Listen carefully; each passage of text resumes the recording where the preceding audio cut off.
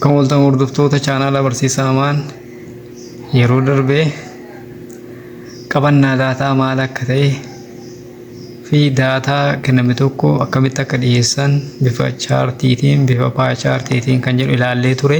Har'a immoo gatii giddugalaa, gatii marmaartuu fi gatii gidduu fi reenjii kan jedhu keessatti gatii gidduu kan ilaallu ta'a. Hanga dhumaatti hordofuudhaan subscribe, like, share gochuudhaan warra subscribe hin goone biraan ga'aatii warra harkaan biraan ga'aa isiniin jedha. Gatii gidduu ilaalle gatii gidduu jechuun maal jechuudha? Gatii gidduu jechuun gatii gidduu osoo hin taane gatii giddu galaa jechuun tuuta daataa tokko edaama lakkoofsota tarreeffamanii lakkoofsota nuuf kennaman san edaama isaanii yeroo maaliitii baay'ina lakkoofsotaatiin kan shallagamu ta'a. Kunis bifa formulaa isaatiin yookiin gatiin giddu galaa ni ta'a. Edaama lakkoofsota hundaa irra baay'ina lakkoofsota ta'a jechaadha. Fakkeenya ilaallee gatii giddu galaa daataa armaan gadii barbaadedha. Daatonni kunniin haala kanaan nuuf kennamani.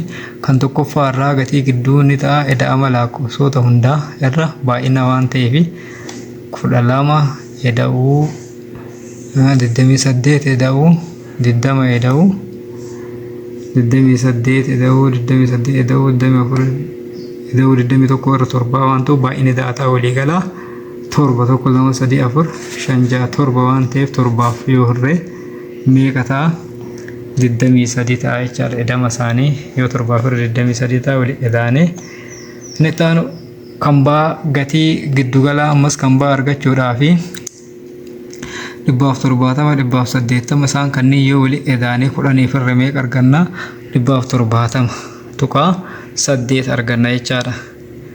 Kan itti aanu tokkoon tuuta daataa armaan gadiitiif gatii giddugalaa shallagiidha.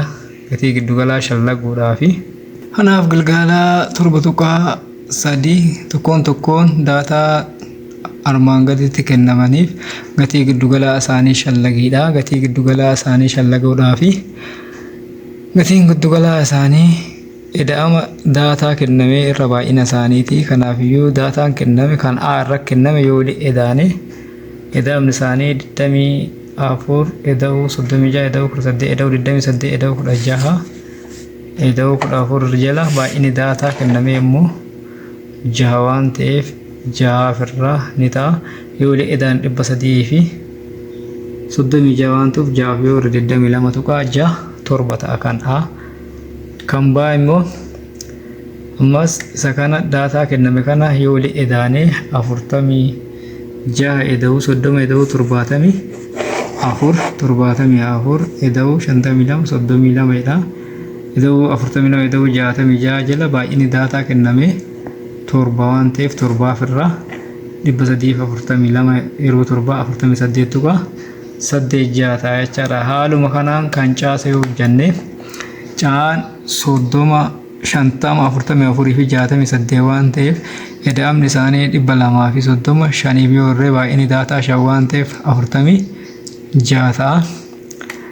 Kan itti aanu kan daammoo 50 24 62 waan ta'eef isaan kana yoo edaane baay'inni isaanii edaane baay'ina isaaniitiif irra baay'inni isaanii 5 eda'amni isaanii immoo 255 fi yoo irra immoo meeqa ta'a 50 ta'a jechaadha. 50 ta'a. Gatiin giddugalaa kan A immoo Anis 55 70 90 fi 75 198 fi 68 nuuf kenname waan ta'eef yoo edaane meeqa arganna?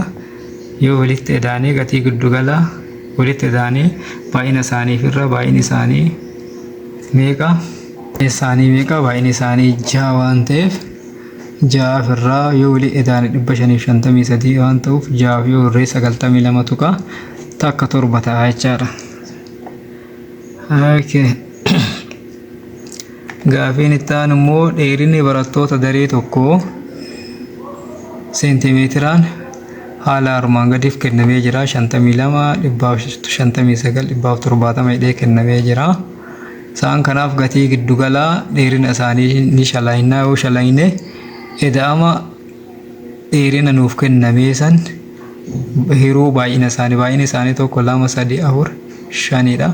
Baay'inni isaanii 5 kanaafiyyuu edaamni 152 eda'uu 159 170 57 fi 160 meeqa baay'inni isaanii 5 yoo irree meeqa arganna edaamni isaanii 200 fi kanaaf isaan kanneen yoo wali edaanee meeqa ta'a 798 baay'inni daataa 5 waan ta'eef 5 yoo irree 798 5 yoo irree 159 tuqa 6 ta'a jechaadha gatiin giddu gala.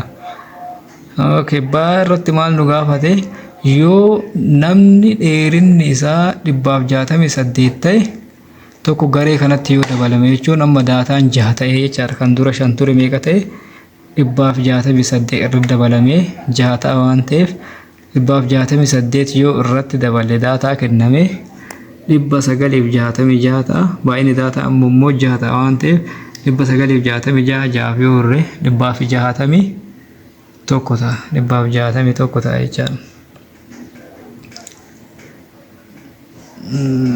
Okay, kan itti aanu immoo sadaffaan gatiin giddugala lakkoofsota 5 11dha. Lakkoofsonni kunneen reeshoon isaanii 1 2 3 4 5 yoo jiraatan lakkoofsota 5 barbaadu. Lakkoofsota 5 kana barbaaduudhaaf mee lakkoofsonni kunneen xaa 2 xaa 3 xaa 4 xaa fi 5 xaa jennu maaliif reeshoo 1 2 3 4 5 waan jedhee nuuf kenneef.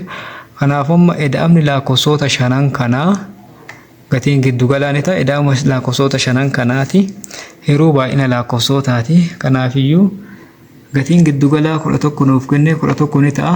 Xaa edaamni lakkoofsota kanaa xaa eda'uu 2 xaa eda'uu 3 xaa eda'uu 4 xaa eda'uu 5 xaa jala baay'ina isaanii 5 5 qaxxaamura yoo baay'ifne 5 baay'isuu 11 ni ta'a. Kan gubbaa kanneen yoo wali edaan immoo 15 xaa ta'a. Kanaaf xaan ni ta'a 55 jala 55 shaniini 11 15 5 3 11 sadaffaa yookaan immoo 3 tuqaa 6 7 ta'a approximately. Isa kana immoo xaa argannee jirra. Lakkoofsi tokko 3 tuqaa 6 7 yookaan immoo 11 irra 3ti. Kan itti aanu lakkoofsa lammataa argachuu fi 2 xaa jennaa. Xaa immoo arganneerra 2 baay'isuu 3 tuqaa 6 7 waan ta'eef 7 tuqaa 3 4 approximately. 3 xaan immoo 3 baay'isuu xaa jechuun 3 tuqaa 6 7 arganne waan ta'eef baay'isuu 3 11 tuqaa 0 1 jechuun approximately 11. Inni taan 4 xaa jechuun 4 baay'isuu 3 tuqaa 6 7 waan ta'uuf ni ta'a. Kana yoo waliin baay'isne 14 tuqaa 6 8 5 xaan immoo 5 baay'isuu 3 tuqaa 6 7 waan ta'uuf 5 xaan 8 tuqaa 3 5 ta'a jechaadha. Okay. Kan itti aanu immoo waa'ee marmartuu itti dabaleetiin haa dhaabume marmartuu. Okay, marmartuu jechuun waan biraa osoo hin taane lakkoofsa baay'inaan irra deddeebi'e kan kenname san keessatti lakkoofsi baay'inaan irra deddeebi'e marmartuu jennaanii jechaadha. Gatiin marmartuu daataa kenname tokko ragaa yookaan lakkoofsa isa hunda caalaa deddeebi'ee argamudha. Kanaaf asirraatii daataan tokko gatii marmartuu tokko qofa yoo qabaate marmartuu tokkee jedhama. Marmartuu tokkee jedhama.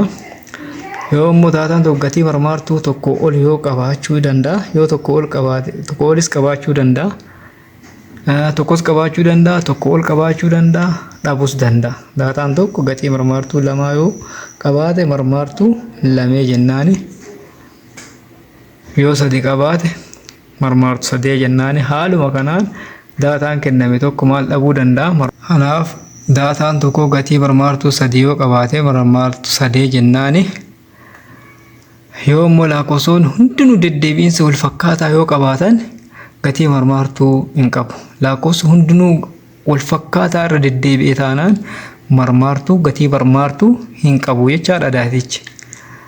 Gatii marmartuu yeroo baay'ee kan murtaa'u tartiibaan erga teessifneen booda ijaan ilaaluun ta'a jechaadha. Tartiibaan erga teessisneen booda. Kanaaf fakkeenya fudhanne daataa armaan gaditti daataan nuuf kennamanii jiru. Daataa nuuf kennaman kanaa fi maal barbaannaa gatii marmartuu isaanii yoo barbaanne tokkoffaa irratti gatiin marmaartuu isaa mata duree lakkoofsota kenname tartiibaan kaa'edha. Lakkoofsa kenname tartiibaan yoo keenye 1632 isa kana keessaati warra tartiibaan keenya kana keessa inni guddaan meeqa 40. Lakkoofsa caalatti deddeebi'e 40 waan ta'eef gatiin marmaartuu keenya 40dha jechuudha. Baay'oo ilaalle immoo kan baas tartiibaan yoo keenya 0.44 jedha hanga 100tti tufa. Kana keessa inni baay'inaa irra deddeebi'e 696 jira, 300 jira. Kanaafiyyuu warri kun tokko tokko irra deddeebi'a waan ta'eef lakkoofsi baay'inaan irra deddeebi'e 96 fi 100 waan ta'eef gatiin marmaartuu keenya 96 fi 100 walqixa irra deddeebi'a waan ta'eef gatii marmaartuu ta'uu jechaadha. Inni taanu 30, 40, 90, 25 kun hundinuu wal fakkaataa tokkuma tokko irra deddeebi'e waan ta'eef gatii marmaartuu hin qabu. Gatii marmaartuu hin qabu jennaani jechaadha isa kanaan. Mee amma gara Gilgaala 7.4tti yoo dhufne lakkoofsota kanneeniif gatii marmaartuu barbaadidha. Gatii marmaartuu yoo barbaanne inni jalqabaa lakkoofsi baay'inaa irra deddeebi'e 411 si'a 2 irra deddeebi'e warri kun tokkuma irra deddeebi'a waan ta'eef gatiin marmaartuu keenya 411 kana. Kan baa immoo lakkoofsi baay'inaan irra deddeebi'e 599 si'a 2 800 si'a 2 waan ta'eef 599 fi 800 gatii marmaartuu ta'u jechaadha walqixa irra deddeebi'a waan ta'eef. Sadaffaa irratti 116 ni jira. Ammas 116 ni jira. Kan biraa kan irra deebi'e waan hin jirreef isuma kana. Kanaafiyyuu gatiin marmaartuu keenya 116 kan jedhu kana ta'a. Inni caa irratti immoo daa irratti immoo 977 lakkoofsi hundinuu si'a tokko tokko irra deddeebi'an. Kanaaf si'a tokko irra deddeebi'a waan ta'eef gatii marmaartuu hin qaban. Gatii marmaartuu hin qabanii jechaadha. Barnoonni keenya har'aa asuma irratti raawwataa yeroo ta'an immoo gatii giddugalaa fi gatii gidduu fi reenjii ilaallaa. Galatooma.